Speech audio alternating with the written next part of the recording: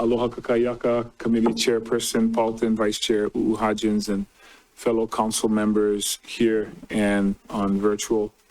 Mahalo again for this opportunity to continue the discussion on the proposed temporary debris storage facility site related to Bill 120, which proposes a right of entry permit that would allow for temporary wildfire debris landfill in Olowalu, Maui. First off, I want to mahalo all the testifiers who came out to provide testimony this past Tuesday. We are grateful for the feedback we received and have taken note of the common concerns for consideration in our path forward. I would also like to acknowledge the many survivors that are directly impacted by the Lahaina wildfires who lost their loved ones, their homes, their businesses, and their beloved Lahaina town. I've spoken to many of you face to face and received feedback from our Lahaina Advisory Committee, and I assure you that my highest priority remains helping you return to your parcels to begin the process of rebuilding your lives. We are at a pivotal point in a very controversial issue regarding removing the debris from Lahaina town and identifying a temporary location for the debris to remain until a permanent site is identified. This is the most urgent issue we are facing right now in an effort to return our survivors to their property, as well as a safe way to handle this debris. And every day we delay this process is one more day survivors must put their lives on hold. After much deliberation and careful consideration from our experts, our engineers, and our community, and weighing the pros and cons of utilizing the Olowalu site, I have decided that Olowalu will not be considered as a permanent debris containment site. That being said, we will continue to review other potential sites for long-term storage and containment. However, with survivors' best interest in mind, halting the progress of the project for the temporary site is not an option. As such, it is my intention to move forward and ask this council and this committee that we utilize the temporary debris storage facility at Olowalu. With that said, I'd like to stress that you have my promise that the Olowalu site will not be used as a permanent site, and that the debris will be removed from this temporary site once the permanent site is identified and built. The question asked most frequently is, how long is temporary? I wish I could give you a number, but I have to give you a status instead. And it depends on how quickly we can build a permanent site. I'd like to share the criteria that was used to select Olowalu as the proposed temporary debris storage facility site. And this is what's been pulled up on the slide. The proximity of the distance from Lahaina to Olowalu is approximately 8 miles. And that's from the Lahaina Gateway to the site, which lessens the potential for traffic, safety concerns, and potential spills. I'd also like to note that the temporary debris storage facility in Olowalu is in compliance with the State Historic Preservation Division review and has been cleared of any cultural or historical conflicts. We have also consulted with U.S. Fish and Wildlife Service to ensure that there were no significant environmental concerns. In addition, FEMA, environmental and historic preservation specialists cleared the site of any concerns.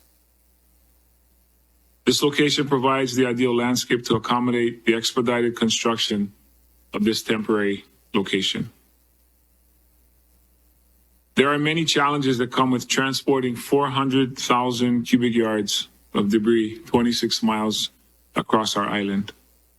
Equally important to note is that if the central Maui landfill is selected as the permanent site, these challenges are significant issues that we will all be impacted by. I'd like to explain the challenges we are faced with in transporting this massive amount of debris over the Pali. We could have the second slide. Okay.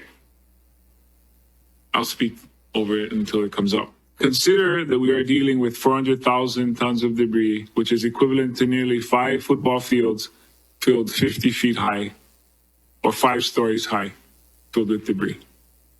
This colossal quantity of debris will require up to 40,000 truckloads to travel 52 round-trip miles from Lahaina town over the Pali, through Kahului, through Pu'unene. Now, we do have other options if we consider the use of the Panahala roads that we have. That's something we'll explore for sure.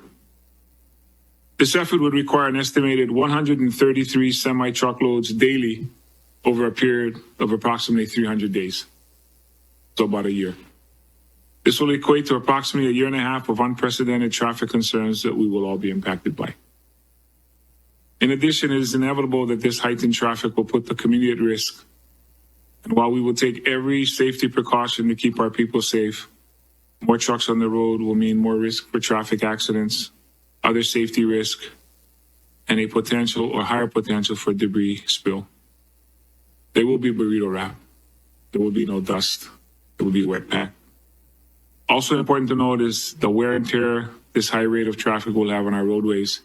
Every community we've spoken to that has had to do debris removal has faced that impact on their roads. And the increased expenses that will be incurred due to substantially increased maintenance on that wear and tear.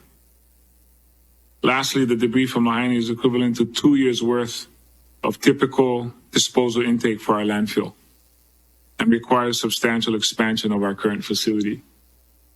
The land that we would have in mind, we do not currently own, and we would need to negotiate purchase or some other means. I would also like to address the request for bioremediation methods to be taken into consideration. Our administration welcomes these bioremediation methods, and we currently have a team internally working under the Office of Recovery to review these potential options. This is something that's been discussed over a period of time and did not just come up since Tuesday. The bioremediation cannot be performed on the current properties in the burn zone unless we require a new right of entry form, which we've already issued to our residents. This would further slow the debris removal phase. Now, it can be done after. At the discretion of our experts, we'll be looking into potential methods that can be applied at the permanent site once phase 2 is completed. In other words, on the soil that remains and not on the ash.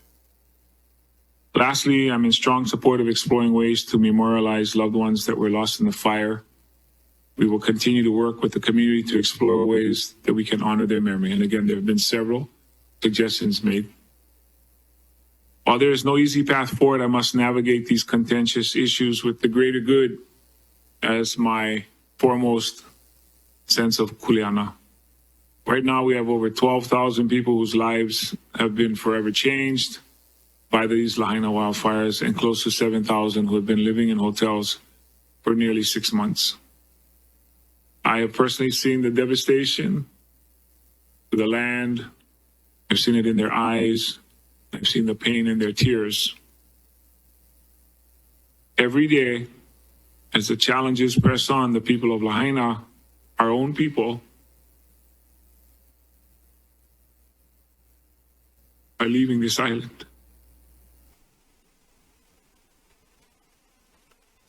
And so, this tragedy that we must all find compassion around, and that we must unite around the shared urgency of returning our survivors to their parcels while keeping everyone safe and allowing them to start the long road of rebuilding their lives. This is and will remain my primary focus moving forward until every survivor has found their way home. So I ask our community and this council to join me in this commitment, and together we will find a way through. Thank you, Chair.